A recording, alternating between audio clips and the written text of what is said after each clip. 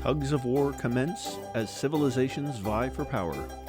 While many civs decide to party, one decides it's time to get down to business. This is the Civilization Battle Royale X, Season 5, Episode 6. It's business time, or everyone hates Maravi. Hello, fellow denizens of the sub. I am Nerosat, and I will be narrating this week's episode. You might, though probably not, remember me from the last time I narrated in CBRX3 episode 21, where I made a funny reference to Monty Python and wore out everyone with jokes about Vermont. I do not play much Civ 5, but I have been following and lurking the CBR for over 10 years now. Anyways, enough about me. Let's get going. ECH points out to us that everyone hates Maravi. No one likes them. They probably don't even like themselves. What did they do to deserve the hate of their neighbors? Who knows? Shout out to Emerald Range, who provides a different style of map. While it may lack the pinpoint accuracy of other maps, it adds a bit of fun context to each Civ's map situation. Wow, look at all these gorgeous, beautiful, intelligent donors to the sub. Except for that Nerosat guy. He's a dummy. You too can join and become one of the Adonis. Also, the team has been adding lots of new features to the site, such as reactions and website comments. Pomo So Lovely can now confirm most supporters love them. Even our narrator today reps them. Applause! This week's PR slide is Maravi. I have yet to see the slide, but I'm sure the sub's brightest minds are fighting over how much danger their coalition is. Depending on the outcome this week, they could shift quite a bit. We start off this episode's actual slides with the ongoing conflict between the Kipchaks and their enemies, Bactria and Vyatka. Despite a pair of Elephantarch arriving to defend the city, Maracanda is in the red and in danger of falling. The rest of the Bactrian military remains around their other cities. Considering they are bankrupt, maybe they should use those units they are paying so much for. Vyatkan forces muster north of Kanjak Sangir, but have yet to advance upon the city. Moving south, we see the Sumer making moves on a relatively undefended Berytos. I'm not sure what the Phoenicians were thinking settling that city, since it's probably going to get captured. Or never mind. Timatek gets a sultry call from his bedchamber and cancels the invasion. No sense keeping a missus waiting. Phoenicia shifts their attention to Ma'in, who shifts uncomfortably, waiting for a repeat beatdown. It's an ornate hall, fitting for a large empire. Complex patterns dance their way across the walls, their carvings embossed by the highlights and shadows of natural light. A handful of soldiers stand guard, the color of their standards as varied as the flowers on their flanks. In the room are two diplomats, deeply engaged in the eloquent sparring of their craft. "Please give us your cities," one said, smiling. The Bangladeshi diplomat couldn't believe his ears.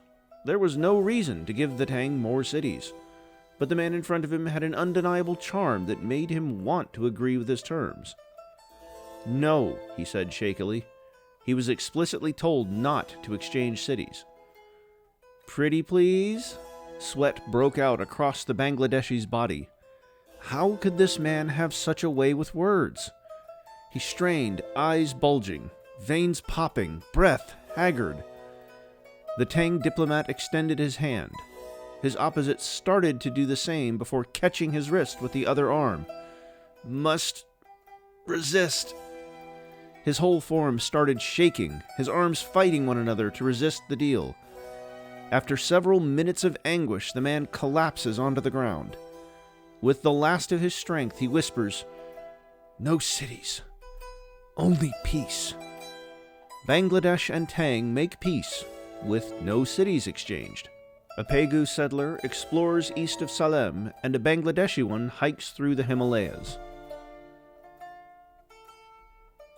We get our first city flip of the episode via notification that the Bactrian city of Maracanda is captured by the Kipchaks. A Ryukyu settler heads towards Taiwan, while Cebu and Lanfang build footholds on the mainland. Considering how tough it is to make landfall later in the game, these moves can be crucial for success. And Uel Trireme finds itself trapped very far away from home. The people of Hangaroa panic as their city is fully surrounded and in the red. They lived a nomadic lifestyle for several millennia, traveled half the world over water and through desert, only to meet their end a few hundred years after settling. Perhaps they should have never settled. Sorry, Rapa Nui, this dog is getting put down. Under. Grace O'Malley has decided the best next step for Uelco is the acquisition of Le Hagmat to break into the European consumer base. They are well positioned to secure this deal with a flood of units in the English Channel, though France has their own defenses in the area. The hostile takeover of Dunder Mifflin looks to be complete, as the company's productive capabilities are fully integrated. There is some resistance from disgruntled employees who are alienated by new corporate values regarding piracy. However, Grace assures them that things will be business as usual, and that they are welcomed new members of the Uel family. Rapa Nui is having a far better time on this side of the cylinder, as their capital appears to be at no risk of falling. Once the game matures a bit more, Rapa's a goner. The Zavante are building up quite the force around Abalhina. What could they be planning? We get a good look at the standoff between Onondaga and the Susquehannock, as their borders stretch almost the entirety of this slide. There is a great spot of real estate around Tennessee that has yet to be claimed, and a Susquehannock settler is nearby. Fun fact, the Susquehannock are one of the civs I root for, but only because there was once a pro Rocket League team called the Susquehannock Sonics. What's the most off-the-cuff reason you've cheered for a civ? The Ital men come to the realization that the body of water Avacha borders is not, in fact, a really long and thin lake, but actually a river. In their disgust, the defense of the city is abandoned, and it falls to Green Ukraine. Since Chinashishelu is not on a river, they push back Japan's advance. One must wonder what happens when they realize Tigil is on a river. It's not like they can just take backsies the settle. We get a good look at Teotihuacan with their solid hold on Mexico, excluding Copano. Though, to be honest, that's just a future city for Teo under temporary control.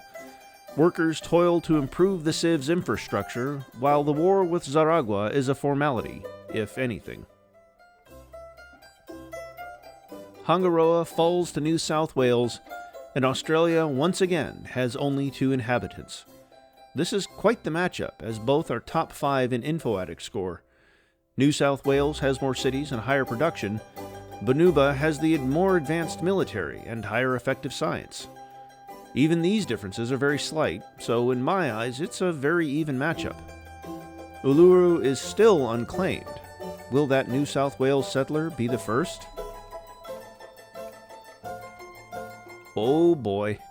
Time for round 2 of Mysore versus Pakistan. Last time Mysore seemed ill-prepared for a war, and looks to have prepared a bit better for this one. Unfortunately for him, Pakistan also looks ready to defend. This is going to get bloody real fast.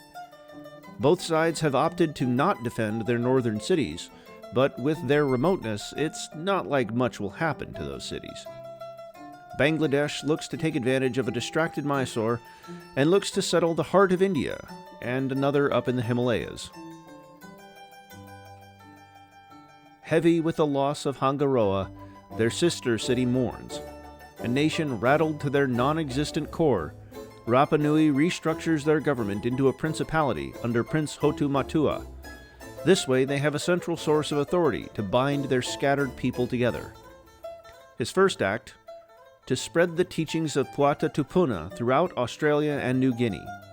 Surely followers of the same faith will be peaceful with one another. A lone settler sits at the center of New Guinea. Is this a good place? I sure like it. But maybe I should save up for something better. I'd hate to regret it.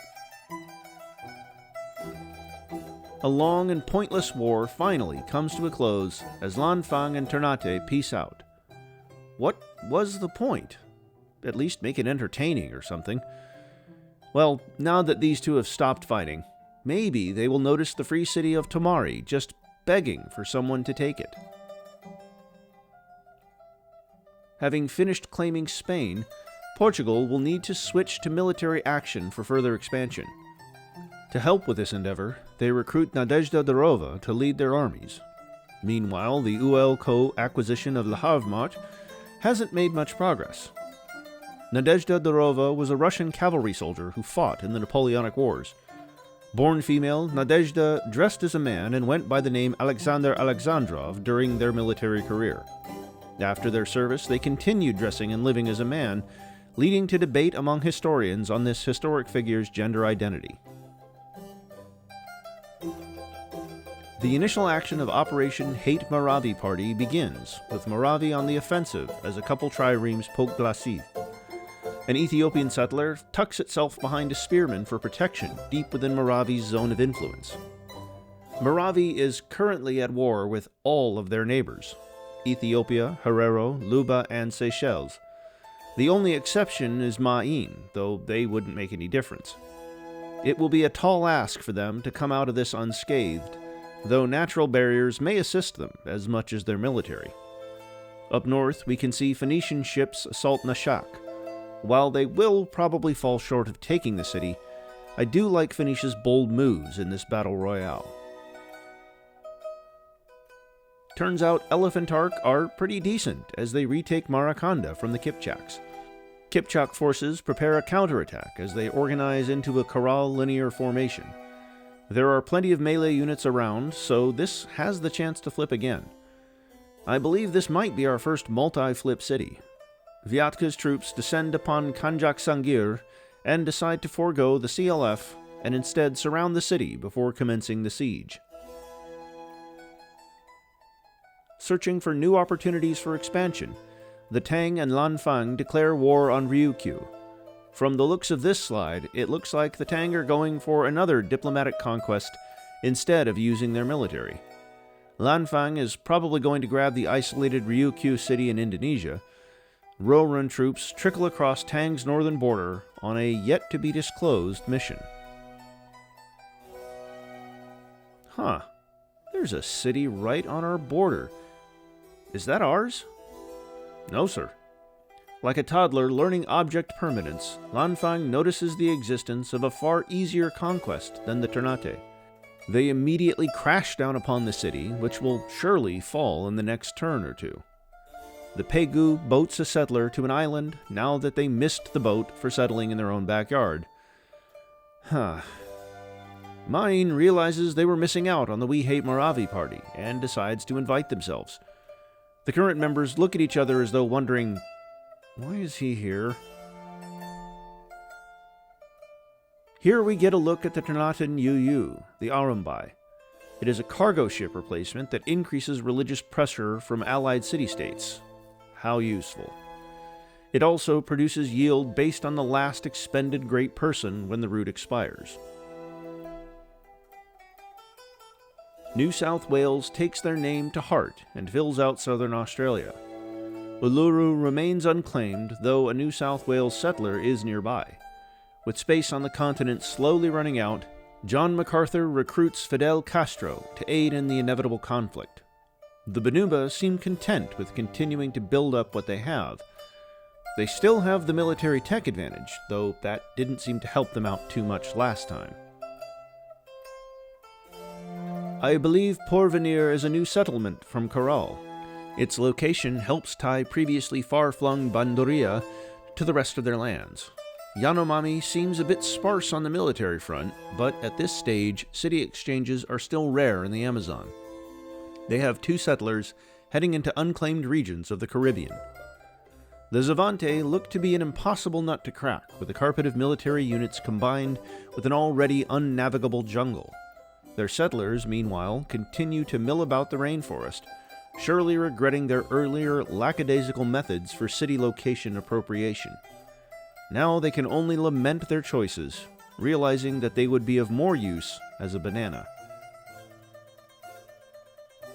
The Ket discover that grasslands are great for farming at Kangatovo. Discussions run throughout the government about how much cereal can be produced from these grains. No longer will cereal be limited to the affluent. With these yields, every man can eat like a king. The Ket enhance their religion as they continue to settle their open space in the north, with a settler heading east. Considering the shortage of expansion opportunities elsewhere on the cylinder, the Ket truly are living in luxury. Note the far-flung Itelman settler on the right. Also, I just typoed them as Intelman. If they survive to the information age, please make that a bit.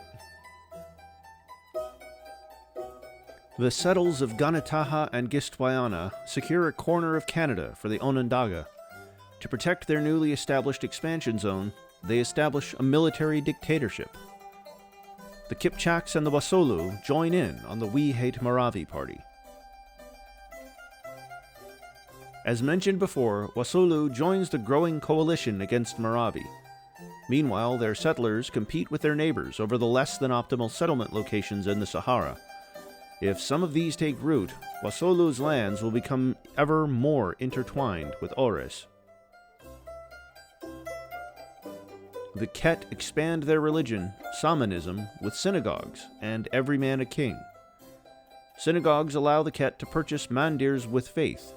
Every man a king grants +1 food, production, and gold, but takes -5 culture, science, and faith from the palace. Royale triremes engage French warships, allowing their ground troops to cross the English Channel. Le Havre takes a lick of damage, but Royale will need to invest more in this acquisition if they want it to succeed. The French have a large number of troops inland, yet seem to be holding them back, for now. The Hanseatic League and Kalmar Union make peace. The war didn't result in much beyond decimating their armies and fleets. In fact, it may have distracted the Kalmar Union from securing their core area as an Estonian settler sneaks into their backyard. The waves were endless, stretching as far as the eye could see. Yet he continued to draw and fire his arrows. Their numbers were so great he had no need to aim. If the walls could hold, he could hold too. At some point, reinforcements would come. He just had to hold on for a little longer. Kanjak Sangir takes damage as a lone composite bowman defends against a large invasion force from Viatka. Bactria strengthens their hold on Maracanda. Kara Kitai settlers head into the Tarim Basin, only to find themselves blocked by the Mysore city of Salem. With 6 settlers on this slide, it won't be long until there is no space in this region.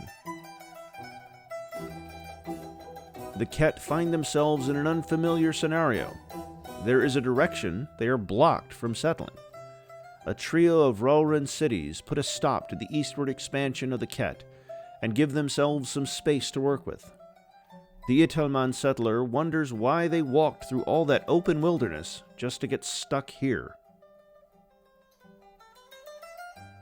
Thousands of men died, scores of ships sunk, trade routes disrupted.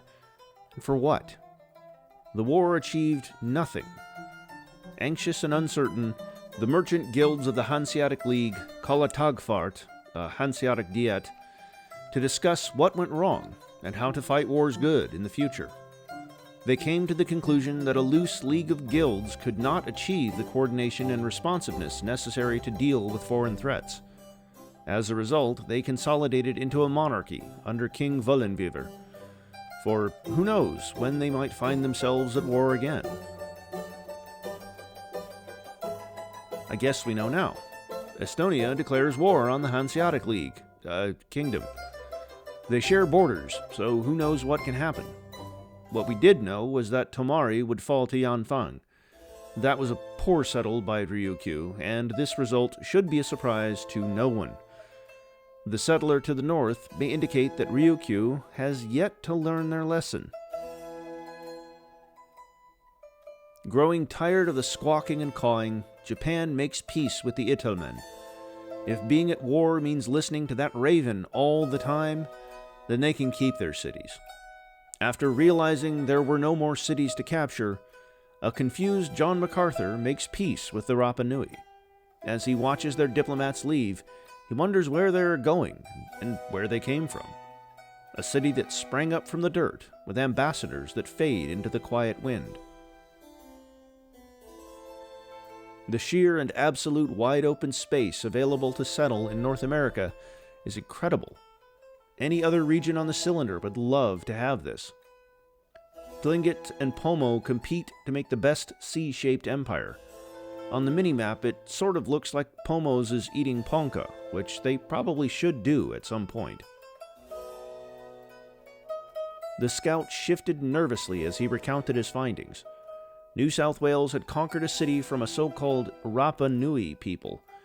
This means New South Wales has captured more cities than Banuba.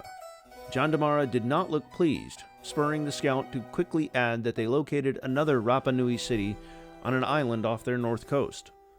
Not to be outdone by New South Wales, Jandamara decides to capture a Hanga city of his own.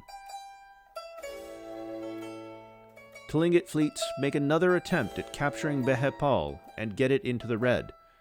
The two triremes won't be enough to take the city by themselves, but others are in the area. The Kipchaks get a bit ahead of themselves and declare war on Phoenicia, while Bactria still separates them. They would have to take Maracanda and embark across the Caspian Sea to even reach Sarapeta. This is ignoring the fact that they will be fighting Bactria the whole time. Yeah, this declaration is meaningless. Have faith, brothers. The God King protects. The heretical Tlingit will break upon us like the water they worship. Pomo elects to not establish a monarchy or principality like many others before it. Instead, they break the mold and become a theocratic state, with a God King. A Tlingit naval detachment works its way down the California coast for a sneaky attack on Potol. That, or they thought they could reach the Pomo capital despite it being inland.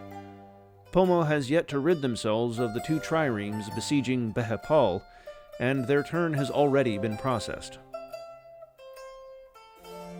Vlad paces to and fro within his palace. He is in a foul mood, a bloody foul mood. The notion of an even redder sea was enough to calm him at first. Then it escalated to the circle of coffins, which abated his bloodlust further. Full-blown religious centers dedicated to war continued the effort.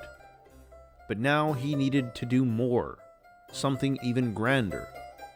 Wallachian citizens were a bit confused when the decrees were made. Food was to be distributed among the populace for no cost? But it was true. The carts, laden with meals, were provided. All proclaimed how kind and altruistic their leader was, unaware of the slow uptick in missing peoples. Whispers of something in the night that lingers in the corner of your eye, freezes the air around you, and makes your skin crawl. A black hole that captures happiness and joy in an event horizon and crushes them into the void. And the eternity one sees as they fall in only contains the remaining terror and despair. But few dared speak of it, for it could only be of the imagination. Or, if Vlad really wanted blood, he could start a war with all those troops. But no. Wallachia enhances their religion with Feed the World and From Giving Hands, both of which increase food production to feed the people. The race for the cylinder's northernmost isles have begun, with Scotland settling Dundee and Uail colonists sailing towards Iceland. Whereas the Hanseatic League's fight with the Kalmar Union was across a large front that divided both militaries' attention, this war with Estonia focuses around a single city on the wrong side of the river for defense. The Hansa scramble together a small defensive force as Estonia takes the offensive and immediately damages Rostock. A large contingent of Ethiopian troops trek westward along the Congo. Some of the soldiers wonder why west, when the hated Moravi are to the east. Some say it's to protect settlers on their journey, and others believe there is a second, secret objective. For now, it is a mystery. Along the Red Sea, Phoenician ships continue to pepper Nashak, but don't seem to be making much progress. In South Africa, the We Hate Moravi party isn't doing so well. In fact, it seems to have backfired for Herero, as Ojekune comes under attack. It seems unlikely to fall, but shouldn't this be a slam dunk? Moravi is fighting every nation they border. There's no way this will somehow be a win for Moravi. Pegu to Geju 2, Electric Boogaloo, is performing as well as most sequels. Pegu has certainly committed troops to the attack, but Geju is far better integrated into Yunnan. It seems this one is just going to be the same story as before. Tired of being trapped in their squeeze box, Scythia attempts to break out by declaring war on Phoenicia. Unfortunately for them, Phoenicia is outside of the box and unreachable. This does give us the excuse to look at the Scythian UU, the Goritos Archer. It is a chariot archer replacement that is stronger and starts with the first unique trait promotion. Rapa Nui surprises everyone and goes on the offensive against Karal and attacks its capital. This isn't going to go anywhere, but it is a statement by our plucky, odd, globe-trotting civ. A couple of uneventful wars end as the Ponca and Teo make peace, as well as the Ternate and Cebu. A Ryukyu settler cowers on land as they evade Yangfang triremes. Hello, La Havmart employees. Welcome to Uelco. We hope your first few days have gone well. As part of your onboarding, you've been added to Unihale, where you will find several assigned training courses to help you get oriented, stay compliant, and feel confident as you begin your journey with us.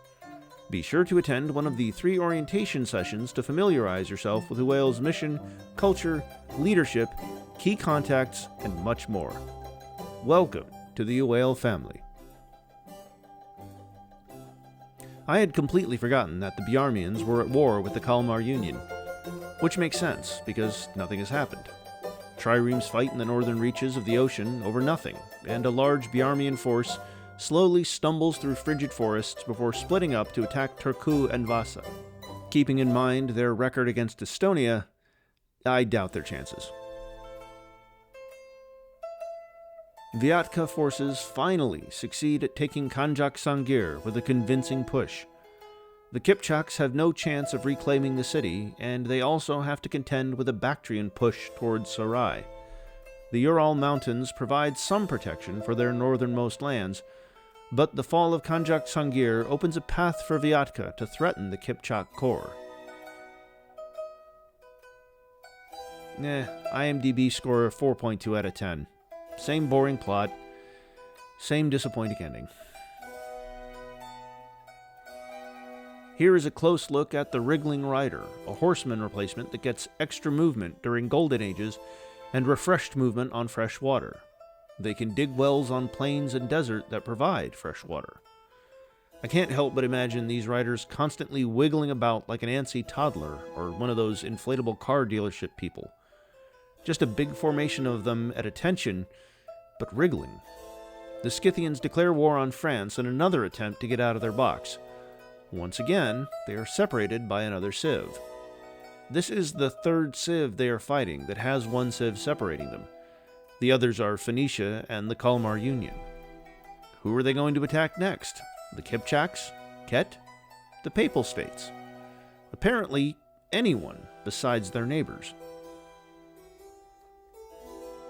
As claimable land grows increasingly scarce, the Japanese recruit Marc-Joseph Marion Dufresne as an admiral in their fleet. His mission? To find the Terra Australis, a theorized 7th continent that would balance the landmass in the southern hemisphere with the north. If found, such a land would grant Japan with ample space to expand. Or they could actually settle Japan itself. In our world, Marc-Joseph Marion Dufresne was a French captain sent on the Terra Australis expedition to find the fabled continent, not to be confused with Australia, which was called New Holland at the time. He would meet his demise at the hands of the Maori in New Zealand. Yanfang recruits Artemisia to assist their fleet in hunting down the Ryukyu settler. Sensing an opportunity, the settler sneaks off the far side of what I believe is Palawan and heads further into Indonesia. One must wonder where they are possibly planning to settle. Queen Artemisia I fought in the Greco-Persian Wars, yes, that one, on the side of Persia. She was one of few dissenters at Xerxes' war council that disagreed with sending the fleet in after the Battle of Thermopylae. Xerxes declined her counsel and engaged in the Battle of Salamis, a crushing defeat for the Persians. Afterwards, he dismissed all other council members and solely listened to Artemisia's advice for disengaging from the war. You know what? I should settle here. It's a tropical, warm beach, riverside prime real estate. It'll be great. The Chono settler finally makes up their mind and settles Cleon. Rapa Nui seems to be doing a fine job defending Hanga Pico, as the Banuba are unwilling to commit a serious force to the invasion. Brittany, 450 BC. Uelko has announced that they've reached a definitive agreement to acquire Le Havre General Store. Uelko senior management and board of directors support and embrace this acquisition. In efforts to streamline its newly acquired organization, Uelko has performed cuts to unnecessary or redundant employment. We are proposing a shift in logistical processes in Le Havre to incorporate Uel specialists for vertical integration. As a result, some roles may no longer be required. The reduced overhead will allow Le Havre to perform with better margins while still delivering the quality experience Le Havre consumers expect. We have inquired further on the extent of the layoffs, but have yet to receive a response. Reports of Le Havre operating with minimal staff have yet to be confirmed. With how much the Scythian squeezebox is mentioned, it's easy to forget that the Papal States also have it pretty bad. They managed to fit Castel Gandolfo on the toe of Italy, which should ensure that none shall pass through the Strait of Messina. Phoenicia's boldness reaches new heights as they settle across the Aegean Sea in Greece. If the cheesemakers want to eat, this could be a free morsel. Who am I kidding, though? This pope is in a food coma. In other news, the Yanomami make peace with Potiguara. Considering no slides of the conflict were shown, not much happened. Estonia brings Rostock down to the black with plenty of melee troops to turn the city blue. The Hanseatic Kingdom's governmental restructure appears to be a failure, as they have only a weakened trireme to retake the city when it inevitably changes hands. Scythia looks onward, wondering when all these cities will disappear so they can fight their enemies on the other side. If you take a look to your left, you will see lazy Portugal settle their 9th city. Portugal settles their 9th city? Look, I know Portugal stats are pretty rough, but 9 cities is nothing to scoff at. There's also the fact that these cities were all new, and they were at war with France. They've spent most of this episode in peace, so maybe they've made some statistical progress. Ares and Wasolo's settlers still wander the desert, hoping to find a spot that has some redeeming features. Did these two start fighting at the beginning of this episode? If they did, I don't think we've been back here since the declaration, and I don't think we've missed much. This war mostly provides the opportunity for Bangladesh to continue to encroach upon Mysore's sphere of influence unimpeded. Well, I guess Portugal's peace is over. After demonstrating his active settling, João II intends to show prowess in war, too. Considering how nations' past seasons fared at crossing the Pyrenees, I don't have much hope. That being said, Amiens may be at risk. Two biremes continue to poke Nashak like they have been this entire episode. Perhaps they don't intend to take the city. Perhaps after taking so much from the Ma'in so far this season, Phoenicia just wants to make them suffer for as long as possible. Just constant attacks and damage for all eternity.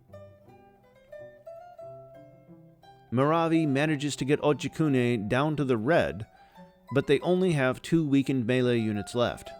Simultaneously, Herero begins to test the defenses of Maano, which is not looking nearly as well defended as before. Tete and Senna are even more vulnerable, but Herero seems uninterested in them at the moment. Everyone hates Moravi. They hate our lands, they hate our leader, they hate our culture, they hate our people, they hate you. They want to destroy us. In solitude, we face the world. But we have our own, and the pack is strong. For we are children of the hunt. Mother Divine birthed us into our pack and into our life. And in the pack we maintain our life.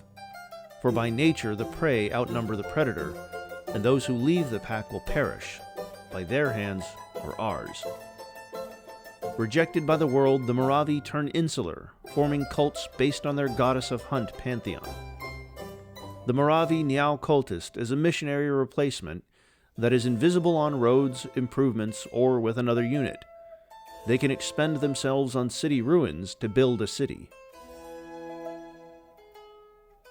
Potiwara establishes an exclave within Guaikuru, who have their own exclave within the Chono. More settlers sail into the Atlantic to see what scraps of land remain to claim. The Tlingit managed to take Behepal with the last few troops in the region.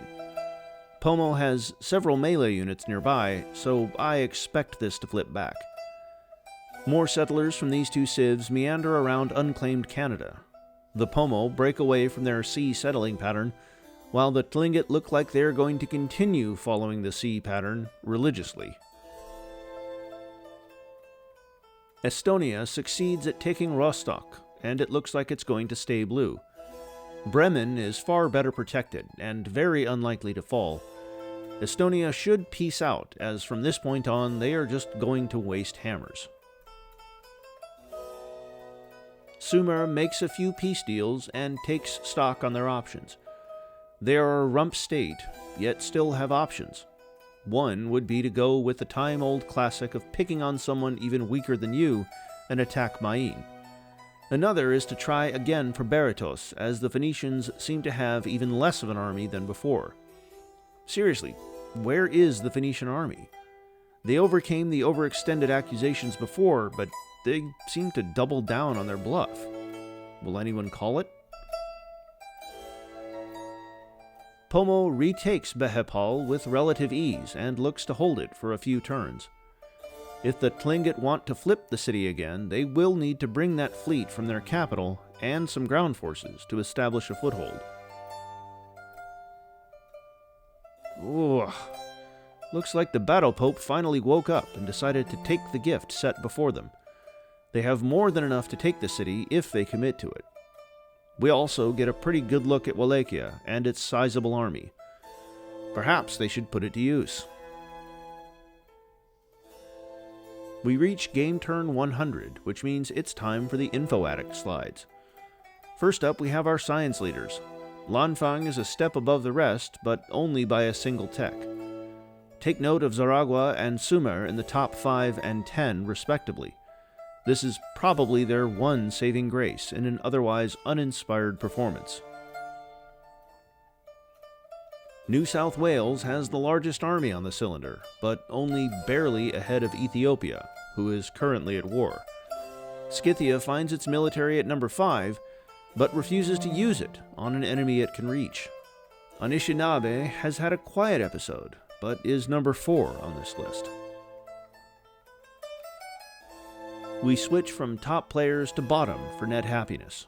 The Onondaga find themselves alone at -3 net happiness, and New South Wales at -2. Well, Wallachia's definitely paying for that army we saw. They are currently losing 47 gold a turn. They had a treasury of about 0 at the start of the episode, so these guys are absolutely bankrupt now. The Banuba topped the chart for science output, with their neighbors New South Wales only 2 spaces down. Considering how close these two are statistically, the inevitable war for Australia is going to have a lot of hype behind it. Led by General Epaminondas, Bactria goes on the offensive against the Kipchaks. If they focus on Sarai, they may take the city, but it looks like they're splitting towards Signac. The Karakitai Corps observes from the sidelines for now. Epaminondas was a Greek general of Thebes who was famous for breaking Spartan military control in Greece. The Ryukyu settler succeeds in avoiding Yanfang patrols and settles Nakijin, right next to their previous settlement. I joked about Ryukyu not learning their lesson when I saw this settler. I had no idea they literally were going to make the same mistake again. Yanfang should stop building settlers if Ryukyu is going to feed fresh settles to them. The Banuba bring a second, larger fleet to the shores of Hangapiko. Time will tell if Rapa Nui can hold on to their remaining far-flung colony. Herero complete the turn of the tide as they capture Maano from the Moravi. With a single bowman nearby, it will stay in Herero hands for the remainder of the episode. Additionally, Sena and Tete are isolated and weak. If they send troops south, Herero could get an additional couple of cities and solidify their position for the foreseeable future. Also, the Hansa prove me wrong and recapture Rostock from Estonia. Perhaps their switch to a single authority actually did make them more responsive to external threats. Behepal exchanges hands once again, and this time the Tlingit are bringing in an occupation force to defend their gains. I am apparently not good enough at predicting the likelihood of these flips, so we will have to wait until next week to see who ends up keeping the city. We finish off the episode with a look at the Teotihuacan mainland. Spear Thrower Owl assigns Stonewall Jackson to hold the northern border as they send settlers to search for far-off lands to settle. Perhaps they may become the first to stumble across Hawaii. Stonewall Jackson was a Confederate general during the United States-American Civil War. He earned his nickname during the Battle of Bull Run, where his troops beat back a Union assault, standing unflinching like a stone wall. A skilled tactician, he fought until the waning months of the war, when he was killed by friendly fire returning to camp. Anyways, thank you all for joining. I hope you enjoyed the part.